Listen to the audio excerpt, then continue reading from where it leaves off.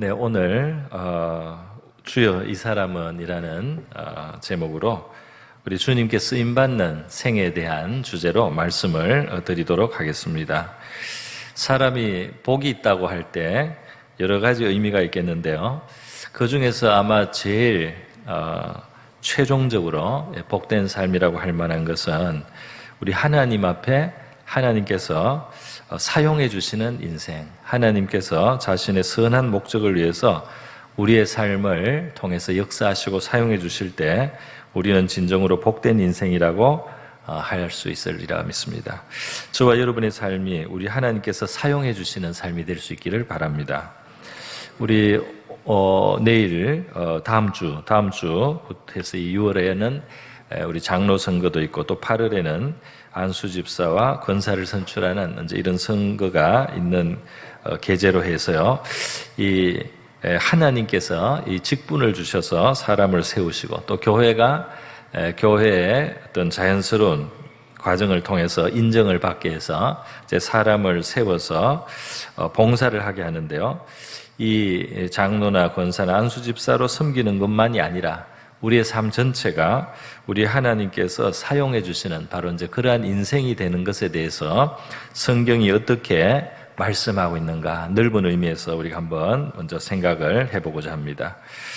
여러분, 우리가 하나님이 우리를 불러주셨을 때 참 감사한 것이 있어요. 우리는 죄인이지만 우리를 부르셔서 하시고 베푸시려고 하는 것이 있습니다. 십자가 앞에 우리를 부르셔서 베풀어 주시는 은혜는 무엇입니까? 우리 로마서에 하면은 우리를 부르시고 부르신 그들을 또한 의롭게 하셨다 하는 말씀이 있어요. 그래서 이 십자가의 하나님의 아들의 희생을 우리가 받아들이면서 우리는 하나님 앞에 의롭다함을 받을 수 있습니다. 하나님 앞에서 죄를 용서받고 의롭다함을 받을 때 이 하늘나라의 모든 영광스러운 것들을 우리가 접근할 수 있게 되고 거기를 상속할 수 있는 그런 하나님의 자녀가 되는 것입니다.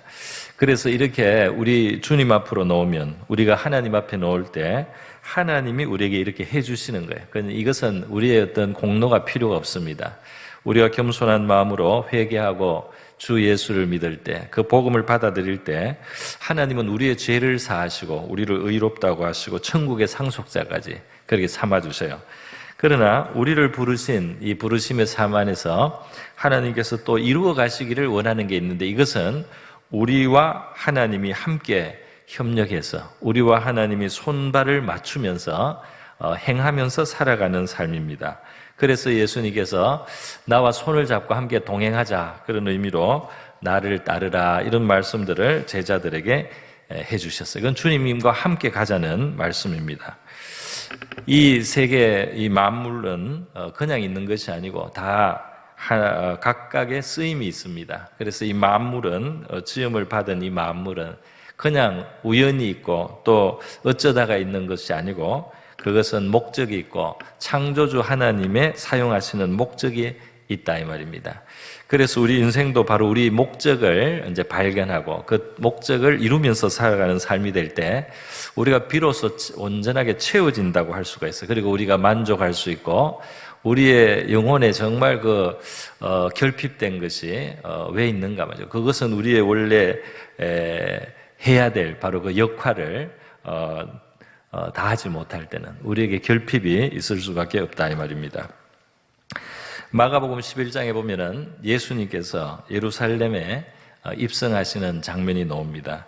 그때 예수님께서 그 나귀 새끼 하나를 사용해 주셨어요. 그래서 그 제자들을 보내서 어디에 가서 나귀가 있으면은 그걸 이제 끌러서 오라고 그랬습니다.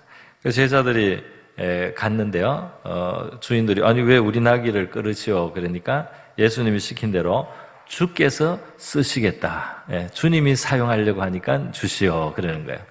그러니까 이 나귀 새끼들이 그 메인데서 풀려나는데 말이죠. 그것이 무엇을 위한 것이냐? 주님이 사용하시는, 주님이 쓰시려고 하니까 풀어달라는 겁니다. 할렐루야. 그러니까 이 주님이 쓰실 때 풀리는 겁니다. 주님이 쓰시려고 할 때 주님의 쓰임을 받을 때 우리가 풀리는 거예요. 그래서 이렇게 그 나귀 새끼를 타고 예수님이 예루살렘 성으로 들어올 때 많은 사람들이 이 종려나무 가지를 흔들고 호산나를 외치고 또 그 나귀 등에다가 이 옷을 깔아서 예수님이 앉게 하고요. 길에도 종려나무도 깔고 겉옷도 펴고 이렇게 해서 아주 환대를 해서 예수님을 등에 업고 이 어린 나귀 새끼가 영광스럽게 예루살렘 성에 입성을 했습니다. 물론 사람들이 나귀 새끼를 주목한 건 아닙니다. 그 위에 계신 예수님을 주목하고 사람들은 환호하고 예수님께 대한 기대, 또 예수님이 베풀어 주시는 은혜들, 또 놀라운 참 도움과 치유와 이런 것들을 기대하면서요, 이 예수님은 이제 환영했죠. 예. 우리가 이 장면을 보면서 생각하는 것이 있어요. 그것이 뭐냐면 예수님을 그 등에 업고 들어갔던 이 나귀가 말이죠. 예수님을 그 등에 태우고 예수님께 쓰임을 받는 그 연고로 이 나귀의 그 가치가, 이 나귀의 가치가 얼마나 그 귀한 가치가 되었습니까? 그냥 평범한 나귀지만은 예수님을 등에 태우고 가니까, 예수님과 함께 하니까 그 예수님과 함께하는 곳에 영광이 있었어요. 그리고 예수님과 함께하는 곳에 굉장한 기쁨이 있었고 감격이 있었습니다. 예수님을 등에 태운 나귀에게도 이러한 영광이 있었고 이런 감격이 있었다면 이 존귀하신 예수님을 우리의 삶에 모셔들어서 우리가 그분을 우리 마음에 모시고 우리의 심령에 모시고 우리의 삶을 살아간다면 그분을 모신 우리의 삶도 그 나귀보다 못하지 않을 줄 믿습니다. 그 나귀도 그렇게 예수님과 함께하는 길에 영광이 있었는데 우리가 예수님을 얼마나 존귀하신 예수님을 우리가 귀하게 모시고 살아간다면 그 예수님의 가는 길에 우리가 함께 동행한다면 우리의 삶 속에는 감격이 있고 기쁨이 넘칠 줄로 믿습니다. 그래요. 우리 이 기독교 역사 속에는 이 성경을 많이 연구하고 경건하고 또 지혜로운 사람들이 있어서 이 신앙 고백서라고 하는 것을 만들었습니다. 그 신앙 고백서 중에 우리 지금 장로교 우리가 고백하는 굉장히 그 중요한 그 신앙 고백서 중에 하나가 웨스트민스터 요리문답이라는 것이에요. 이건 영국에서 만든 겁니다. 굉장히 경건하고 지혜로운 많은 신학자들과 목회자들이 모여서 이 영국의 교인들을 성경을 가르쳐 주기 위해서 이게 이제 연구해서 모여서 굉장히 오랫동안 연구해서 나온 그런 이제 신앙 교육서라고 할 수 있는데요. 여기에 그 1번이 아주 중요합니다. 1번이 아주 또 유명합니다. 웨스트민스터 신앙 고백의 그 문답서의 1번은 뭐냐면 사람의 제일 되는 목적을 묻고 있어요. 사람은 왜 있느냐 말이죠. 사람은 무엇을 위해서 존재하는 것인가. 이것은 이제 성경에서 답을 찾는 겁니다. 그러니까 우리가 창세기부터 읽어서도 하나님의 진리를 배울 수 있지만 이제 우리로부터 시작해서 질문하면서 하나님의 진리를 배울 수 있어요. 그래서 사람이 나는 왜 있는 거지? 나는 왜 사는 걸까? 이렇게 물을 때 성경적으로 답을 먼저 해주는 겁니다. 이렇게 해서 이제 신앙인에게 믿음의 기초를 진리로 놓아주는 겁니다. 사람의 제일 되는 목적이 무엇인가 물었을 때 그 답은 이렇게 돼 있어요. 사람의 첫 번째 제일 되는 목적은 하나님을 영화롭게 하는 것과 하나님을 영화롭게 할 때 이 사람의 목적이 이루어진다는 겁니다. 할렐루야. 네. 하나님을 영화롭게 하는 것이 하나님을 위해서만이 아니에요. 그것이 우리가 원래 지음을 받은 목적이기 때문에 하나님을 영화롭게 할 때 우리도 만족합니다. 우리에게도 참 최고의 그러한 만족이 있게 되는 것입니다. 그런데 그것만이 아니에요. 하나님을 영화롭게 하는 것과 영원토록 그를 즐거워하는 것이라 그랬습니다. 하나님을 즐거워한다. 이 말은 영어식 표현을 하면 하나님을 enjoy한다. enjoy라는 거죠. enjoy. 그 말이에요. 그 단어예요. 하나님을 즐긴다는 거예요. 우리의 삶 속에서. 하나님의 그 선하심과 은혜로우심과 풍성함을 우리가 누리며 사는 것이 사람이 살아가도록 지음을 받은 사람의 목적이라는 겁니다. 그러니까 우리는 하나님께 영광을 돌고 하나님을 영화롭게 하면서 하나님을 즐기면서 사는 것이 바로 우리 인간의 첫 번째 되는 목적이다. 우리가 그냥 뭘 이 세상에 어디 높은 데 올라가기 위해서, 지위를 얻기 위해서나, 또는 무슨 재산을 많이 모으는 거, 또는 무슨 어떤 지식을 얻고, 다 그런 것이 쓸모가 있고 용도가 있지만 그 자체는 최종 목적은 아니에요. 그건 어떤 과정에서 필요한 거예요. 그런데 우리의 최종 목적은 뭐냐면 하나님을 영화롭게 하느냐 하는 것입니다. 그렇기 때문에 우리의 삶을 물을 때도, 우리의 삶의 가치를, 우리의 삶을 평가를 할 때 하나님을 영화롭게 하는가, 나의 삶이 하나님을 영화롭게 하는가, 하나님을 영화롭게 한다면 그 삶이 꼭 사람들 앞에 높은 곳에 있고 또 많은 것을 가지고 많은 것을 알고 하는 그런 게 아니어도 하나님을 영화롭게 하면 그 목적을 이루어가는 삶이에요. 뭘 가지기도 하고 또 높은 데 있기도 하고 또 권세가 있기도 하고 또 뭘 많이 알고 이렇게 해도 맞아. 하나님의 영화롭게 하는 거하고 관계가 없다면 이 뭔가 너무너무 중요한 것이 결핍되어 있다 이 말입니다. 그래서 하나님을 영화롭게 하는 것, 그리고 영원히 그를 즐거워하며 사는 것, 이것입니다. 이것이 바로 우리 신앙을 가지면서 우리가 기대하는 우리의 목적이고 또 이루어가야 할 목적이고 저와 여러분에게 실현돼야 할 줄 믿습니다. 그래서요, 이렇게 먼저 하나님을 영화롭게 하기 위해서 우리는 하나님의 뜻을 행하고 살 때 이 이제 쓰임을 받는 삶이 되는 거죠. 하나님께 그런 우리의 원래 쓰임을 우리가 이루면서 살아가는 것입니다.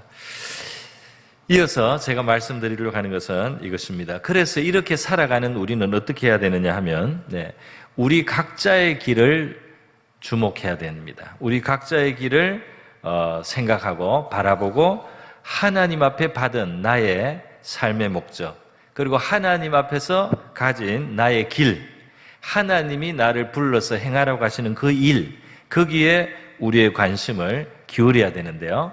오늘 본문 말씀에 보니까 베드로가 예수님께 이제 그 생애에 대해서 예수님의 예언을 듣게 되는 거죠. 예언을 하시는데 예수님이 장차 베드로의 순교까지 이야기를 하셨어요. 그죠?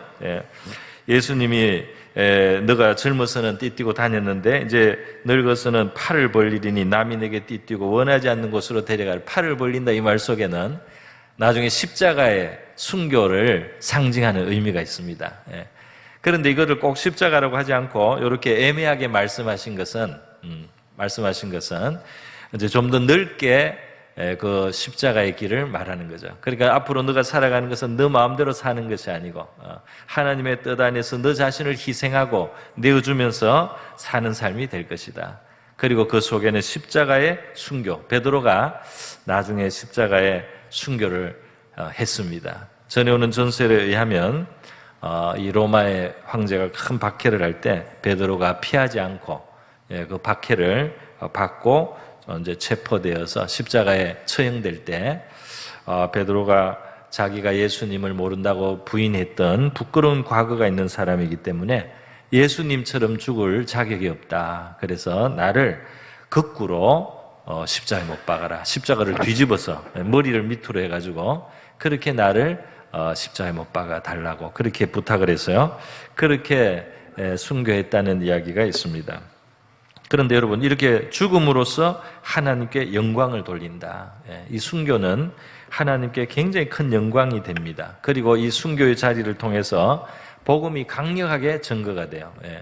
북한에서 탈북한 분도 그런 이야기를 했어요. 북한에서 예수 믿어서 총살당하는 거 봤다 이 말이에요. 예수 믿기 때문에 북한에서 사람들이 사형당하는 거 봤단 말이에요. 그런데 그 사형당하는 기독교인들 속에 있는 뭔가 알 수 없는 기쁨을 보고, 뭔가 알 수 없는 확신을 보고 자기 마음이 흔들렸다는 거예요. 그래서 자기도 예수님 믿는 것에 대해서 관심을 갖게 됐다는 거예요. 이거는 순교사에 많이 나오는 이야기입니다. 영국의 어느 그 교인이 고백한 것도 몇백 년 전에 남아 있어요. 거기에 보면은 내가 오늘 아무개가 우리나라에서는 예배를 지금 이 통제를 해가지고 또 개신교를 통제하는 시기도 있었고요. 저 스코틀랜드에서는.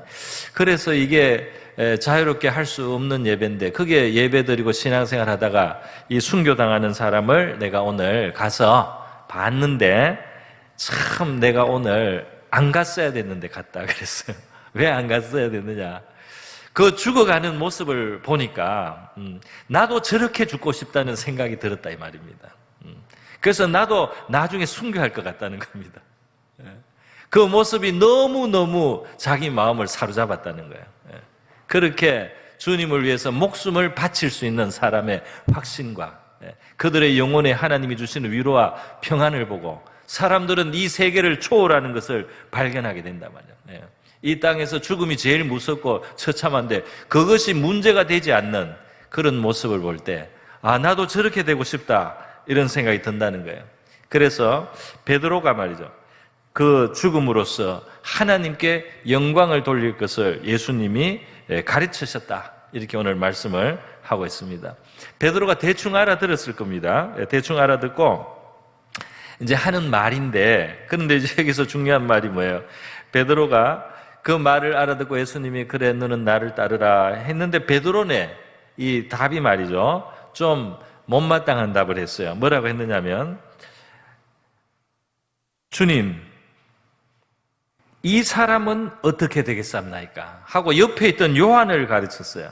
이 지금 예수님의 그 마지막 만찬석에서 예수님의 품에 의지해서 주님을 파는 자가 누굽니까? 이렇게 물었던 그 말을 했던 사람은 이 예수님의 12제자 중에 제일 어리다고도 하고 또 제일 예수님하고 이 친근했다고 하는 이 요한입니다.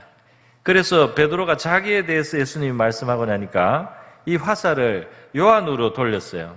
그래서 요한은 어떻게 되나요? 하고 묻는 말이 주님, 이 사람은 어떻게 되겠사옵나이까? 이렇게 질문했다는 겁니다. 오늘 이 사람은 어떻게 되겠사옵나이까? 이거예요.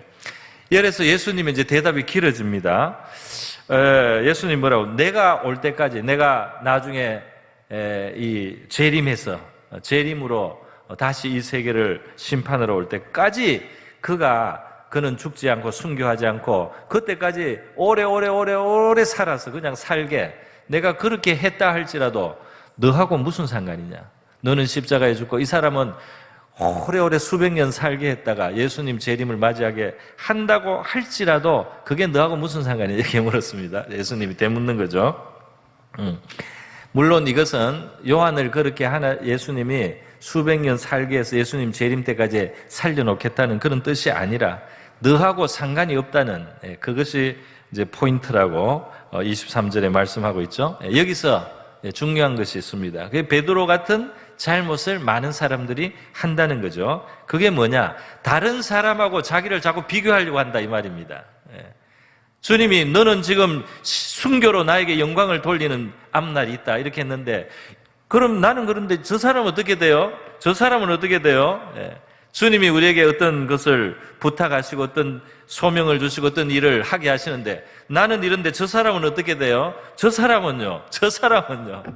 이렇게 다른 사람들하고 자꾸 자기를 비교하려고 하는데요. 그거는 예수님이 상관할 바가 없다고 이렇게 말씀을 하는 거예요. 그죠? 여러분, 우리가 하나님을 섬기는 삶, 또 하나님께 쓰임받는 삶에 있어서 중요한 것이 있어요. 하나님과 내 사이의 일이다 이 말입니다. 그것은 하나님과 내 사이에 있는 일이에요. 나하고 다른 사람을 비교하면 안 되는 거예요. 저 사람은 어떻고 나는 어떻고 저 사람은 저런데 나는 이렇고 그렇게 하면 안 된다 이 말입니다. 저 사람은 직분을 받고 나는 뭐 아니고 저 사람은 저렇게 되고 나는 이렇게 되고 이렇게 비교하는 것은 주님을 섬기는 길에 사명의 길을 가는데 도움이 안 된다 이 말입니다. 내가 너에게 명하는 그 일을 너는 순종하라 이 말입니다. 너와 내 사이의 일이다 이 말입니다. 저 사람이 너하고 무슨 상관이냐? 저 사람을 대통령을 만들든지 저 사람을 무슨 아주 최고로 뭘 어떻게 만들든지 억만장자를 만들든지 너하고 나하고 무슨 그것이 너에게 무슨 상관이냐 말이야. 너는 내가 부른 그 일을 하라 이 말입니다. 너는 내가 부르고 내가 명하는 그 일에 충성하면 된다 이 말이에요. 그런데 나하고 저 사람 왜 저 사람은 이렇게 하고 나는 이렇게 하면 왜 저 사람은 저렇게 만들고 나는 이렇게 만듭니까? 왜 저 사람은 저런 기회를 주고 나는 이렇게 합니까? 그래서는 안 되겠죠. 네, 우리의 주어진 여건이 달라요. 주신 환경과 처지가 다릅니다. 비교할 필요가 없어요. 하나님은 다 아시고 우리에게 맞는 것으로 우리에게 주신 하나님의 은사나 선물이나 여건을 다 아시고 그것을 주님은 고려하셔서 우리를 부르신 자리가 있는 거죠. 그래서 하는 겁니다. 그 받은 것에 따라서 자기 몫이 다르고 자기 해야 될 일이 다르고 주님이 부르신 것에 따라서 내 역할이 달라지는 거예요. 사람들은 뭘 많이 받기를 원하고 또 더 큰 책임을 지기를 원하지만 책임을 많이 진다는 것은 나중에 책망도 많이 받을 수 있어요. 그게 맞지 않는 사람이 무거운 그 책임을 지면은 나중에 화가 될 수도 있는 겁니다. 하나님이 알아서 우리 각 사람에게 주시는 거예요. 각 사람은 개성이 달라요. 이 지금 베드로와 요한도 보면 개성이 다른 게 성경 자체에 나옵니다. 제가 보고 재밌게 느꼈던 게 있는데 뭐냐면 예수님이 부활했다. 예수님의 무덤에 지금 예수님의 시체가 없어졌다 하는 소식을 들었을 때 두 사람의 반응이 말이죠. 빨리 그 예수님의 무덤까지 가기는 가요. 그래서 달려가는데 뛰기는 요한이 더 잘 뜁니다. 더 젊어서 그런지 몰라도 하여튼 요한이 먼저 뛰어서 그 무덤에 먼저 도착하고 베드로가 이어서 도착하거든요. 그런데 재밌어요. 요한은 무덤에 못 들어가요. 그 무덤에 감히 못 들어갑니다. 뭔가 이 주저되고 두려움이 있는 거죠. 그런데 그 무덤에 쓱 들어가는 것은 베드로예요. 늦게 뛰어도 먼저 들어가는 건 베드로단 말이에요. 그 두 사람은 개성이 달라요. 그런데 이 사람들을 똑같이 쓰겠습니까? 하나님께서 각 사람에게 맞는 일을 하게 하신다 이 말이죠. 왜 저 사람은 안수 집사가 되고 나는 안 됩니까? 왜 저 사람은 장로가 되고 나는 안 됩니까? 왜 저 사람은 권사가 되고 나는 안 됩니까? 왜 저 사람은 시무권사고 나는 시무권사가 안 됩니까? 그렇게 우리가 물을 필요가 없다 이 말입니다. 주님은 우리 각 사람의 믿음의 분량과 모든 형편과 모든 은사대로 가장 선하신 지혜와 또 사랑을 가지고 우리를 이끌고 우리를 역할을 주신다 이 말입니다. 할렐루야. 요한이 내가 다시 재림할 때까지 이 땅에 살게 할지라도 너하고 무슨 상관이냐? 너는 나를 따르라. 내가 너에게 준 그 사명을 감당하라 이 말입니다. 내가 너에게 준 사명을 봐야지 왜 다른 사람을 쳐다보느냐 이 말이에요. 내가 너에게 맡긴 일을 충성하라 이 말이죠. 여러분 나중에 선거도 하고 이게 그 선거만을 위해서 하는 이야기는 아닙니다. 이제 그게 하나의 예가 되는 거죠.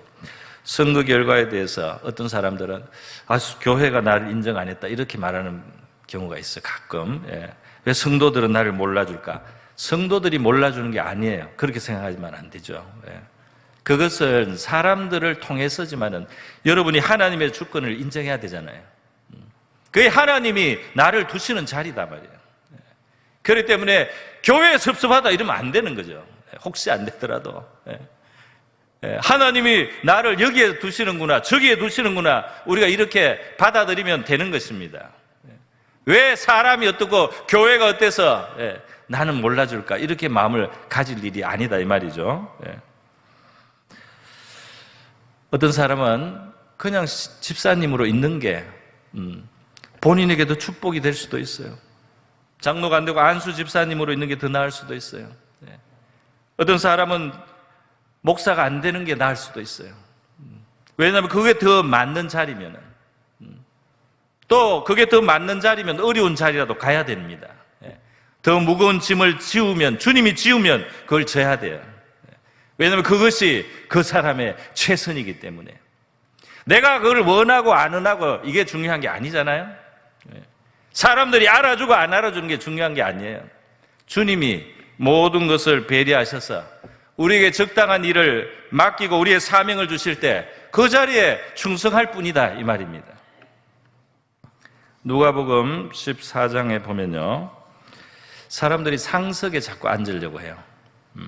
잔치에 초대를 받았는데 다른 사람보다 자기가 밑에 앉는 게 뭐 억울하고 체면이 안 서고 이래가지고 은근슬쩍이 상석 쪽에 가서 자꾸 앉는 이거를 예수님이 보셨어요. 그래서 예수님이 거기에 대해서 한마디 가르쳐 주셨습니다. 뭐라고 하셨습니까? 예수님이 뭐라고 가르치셨냐면은 청함을 받았을 때 상자에 앉지 마라 그래서 올라가려고 하지 말라는 겁니다. 왜 그러냐? 그렇지 않으면 너보다 더 높은 사람이 청함을 받을 경우에 너와 저를 청한 자가 와서 너더러 이 사람에게 자리를 내어주라 하리니 그때 내가 부끄러워 말석으로 가게 되리라. 하나님께서 그 자리를 다른 사람을 주려고 하고 있는데 내가 그 자리를 억지로 가면은 나중에 내려가라 이렇게 하게 된다 이 말이에요. 거기에서 나와라 이렇게 하게 된다 이 말입니다. 그렇기 때문에 얼마나 부끄럽게 되겠느냐. 그러니까 차라리 말석에 앉아라 이렇게 예수님 말했어요. 높아지려고 하지 말아요. 말석에 앉아라.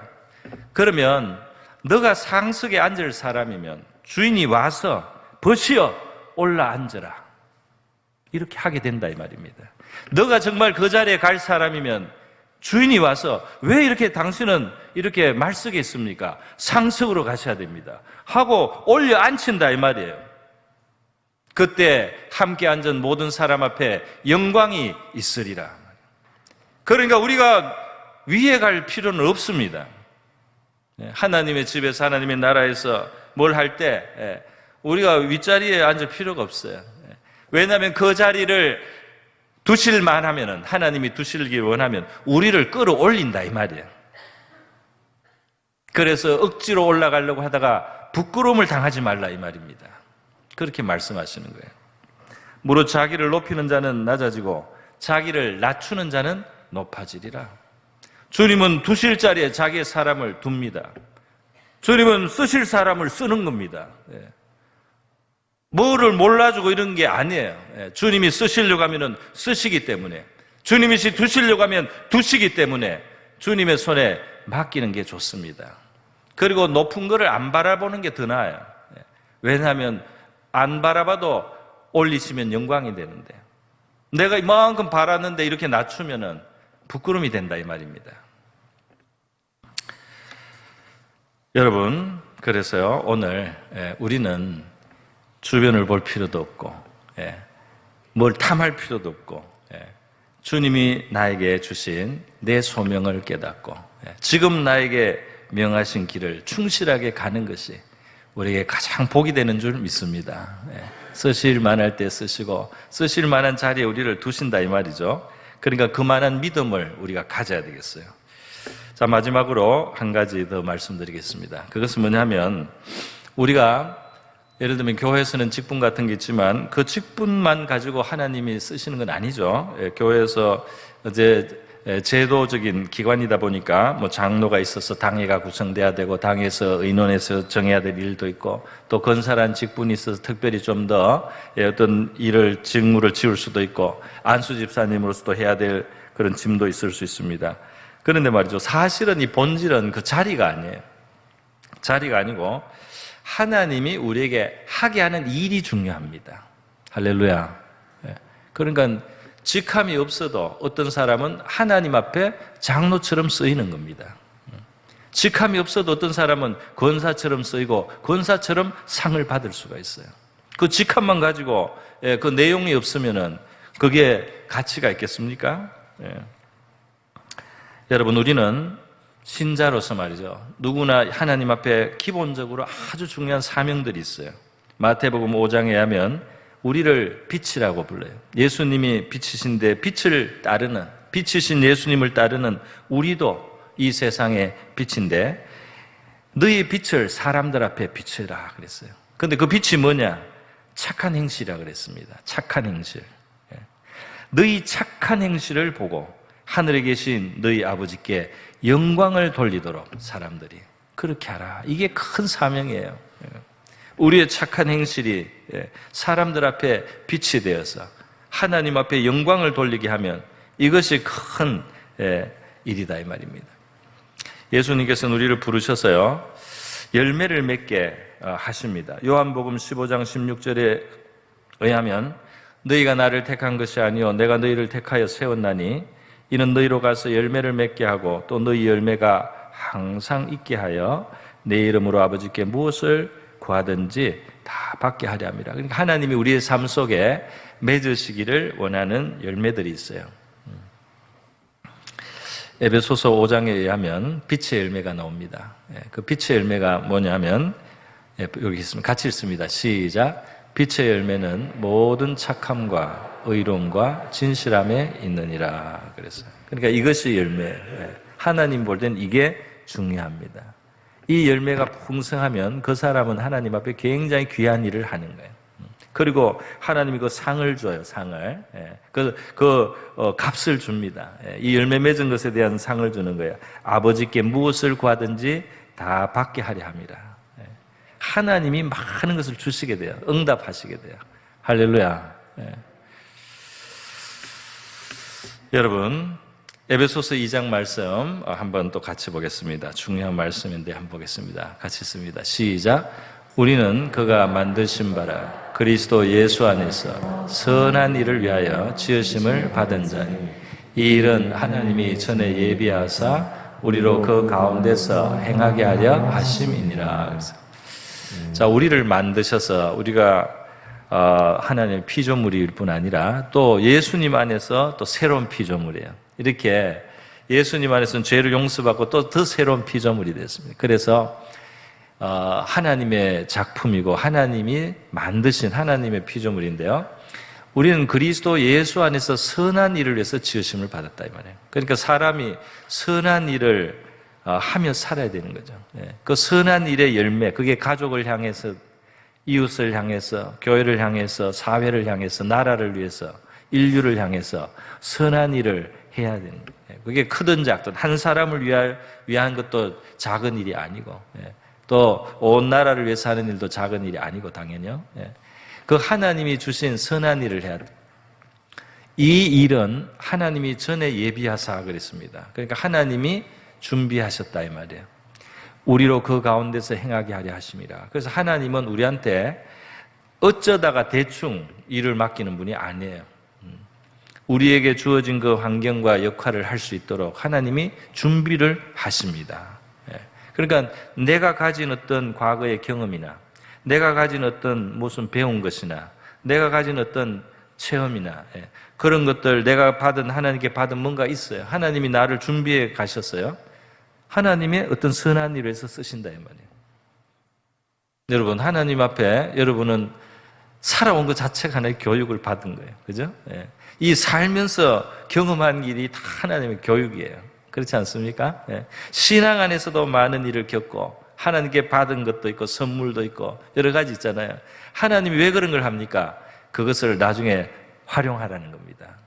그걸 쓸 일들을 하나님이 주시는 거예요. 할렐루야. 이미 여기에 계신 많은 분들은 그런 경험을 하고 있고 또 하셨고 해오신 성도님들이 많이라고 생각합니다. 그러나 또 내일을 위해서도 하나님이 우리를 쓰신다면 우리의 지나간 날 동안 우리를 예비하신 일이 있고 그래서 우리를 쓰실 일들이 있다면요. 우리의 숨이 끊어지기 전까지는 저와 여러분이 할 일이 있는 줄 믿습니다. 우리의 숨이 이 땅에서 끊어지기 전에 할 일이 있어서 이 땅을 사는 거죠. 천국에 가면 얼마나 좋아요. 천국에 가면 얼마나 좋습니까? 낙을 못 누려서 이 세상에 우리가 붙어 있는 게 아니에요. 물론 이 세상에 아름다운 것도 있고 맛있는 것도 있고 구경할 만한 것도 있고 한번 가보고 싶은 것도 있지만은 천국보다는 못합니다.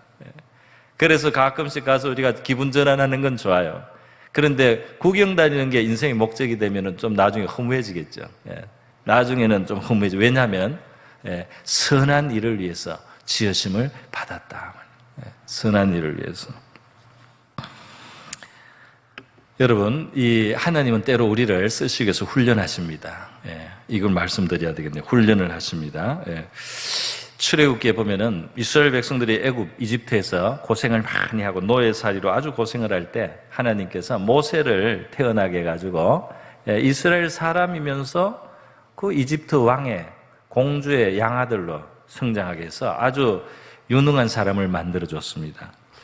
그런데 모세가 40세쯤 돼서 자기 마음속에 자기 민족을 알고 자기 민족을 사랑하고 자기 민족을 도와주고 싶어하는 마음이 이미 있어요. 그런데 40세에 이 사람이 그 도와주려고 하다 보니까 자기 민족을 핍박하는 이집트 사람을 쳐 죽이게 됐어요.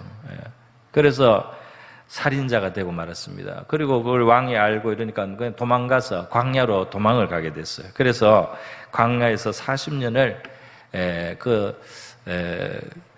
처가 이제 나가서 결혼을 해가지고 장인의 양을 치는 처가살이하는 이제 그런 사위가 되어가지고 목동이 되었습니다. 그렇게 40년을 이제 지냈어요. 그가 40세 때 자기 민족을 위해서 뭔가를 하고 싶었던 거죠.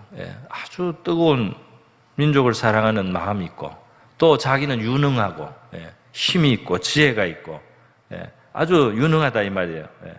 그런데 말이죠, 기회가 안 주어진 거예요. 그걸 사용하려고 했는데 일이 꼬이고 마는 거예요. 그래가지고 못하고 그 제왕학까지 다 공부하고 못하는 게 없는 이 모세가 아무 할 일 없는 광야에 가가지고 말 못하는 양들하고 40년을 보낸 거예요. 그러면서 공고한 생활을 사실 했습니다. 그래서 사람이 그만 40년을 좀 사갔어요. 그래가지고 40년이 지나니까 80살이 됐는데 하나님이 이 80이 된 모세를 어느 날 이 산에서 하나님이 가시떨기의 불꽃 속에 찾아오신 겁니다. 그러면서 모세에게 사명을 주는 거예요. 내 민족을 구원하러 가라고, 내가 너를 이제 쓰겠다고 하는 겁니다. 모세가 나는 이제 말도 잘 못하고 이제 말수도 줄고 나이도 이렇고 뭐 어쩌고저쩌고 했는데 하나님이 하라는 거예요. 하나님의 시간하고 모세가 생각하는 시간이 달랐어요. 그죠? 모세는 한참일 때 쓰임받고 싶었는데 하나님은 이 사람을 광야에서 40년을 푹 익혀가지고 완전히 사가가지고 그걸 꺼내와가지고 하나님이 쓰신단 말입니다. 그리고 성공했습니다. 하나님이 성공한 거죠. 모세는 애굽에서 그 백성을 이끌어내서 그 바로와 상대하는 일부터, 그리고 광야 40년을 지날 때 얼마나 많이 이 백성들이 불평 원망하고 거스리고 얼마나 이 속을 괴롭게 하고 심지어 반역까지 하고 말이죠. 그런데 모세는 그 사람들을 용납합니다. 또 용납하고 받아요. 그리고 또 그들을 위해서 기도해요. 40년 전 같으면 모세가 다 쳐 죽였어요. 모세가 그걸 참을 수가 없습니다. 정의로운 사람이고 힘과 능력 있고 혈기도 있어가지고 다 쳐 죽였어요, 자기 백성을. 그런데 하나님이 40년 동안 모세를 묵혀서요, 뭘 만들었느냐? 능력은 감했는지 몰라도 이 사람의 성품을 바꿨는데요, 민수기 12장에 의하면 모세는 지면에서 가장 온유한 사람이다 그랬어요. 이 사람 모세는 온유함이 지면의 모든 사람보다 다하더라. 왜냐하면 모세가 해야 될 일은 그 불평하고 원망하고 까다로운 사람들, 반역적인 그 사람들이지만 하나님의 백성으로 끝까지 그들을 데리고 40년을 참고 인도해서 광야를 통과해서 복지로 이끌어야 될 역할이기 때문에 이 사람이 온유하지 않으면 그 일을 할 수 없다 이 말이에요. 그래서 이 온유함을 기르기 위해서 하나님이 광야에서 이 사람을 지나게 한 겁니다. 그러니까 그 시간은 허비된 시간이 아니고, 그 시간은 쓸모없는 시간이 아니고, 그 시간은 낭비가 아니고 너무너무 중요한 훈련을 하고 있었다 이 말이에요. 너무너무 중요한 준비를 시키고 있었다 이 말이에요. 그래서 우리가 하나님 앞에 내가 이만큼 되고 내가 이만큼 또 할 의욕도 있고 이만큼 헌신하는데 왜 안 써줍니까? 이유가 있는 거예요. 이유가 있는 겁니다. 하나님이 이유가 있다 이 말이에요. 하나님은 그 일도 아시고 당신도 아시고 다 아는 거예요. 그 일을 해야 될 환경도 다 아는 거예요. 그렇기 때문에 하나님께서 때가 됐을 때까지 하나님의 지혜와 하나님의 자비에 의해서 그렇게 시간을 두시고 사람을 준비해서 사용하시는 하나님이신 줄 믿습니다. 원망할 게 뭐가 있고 불평할 게 뭐가 있어요. 그죠?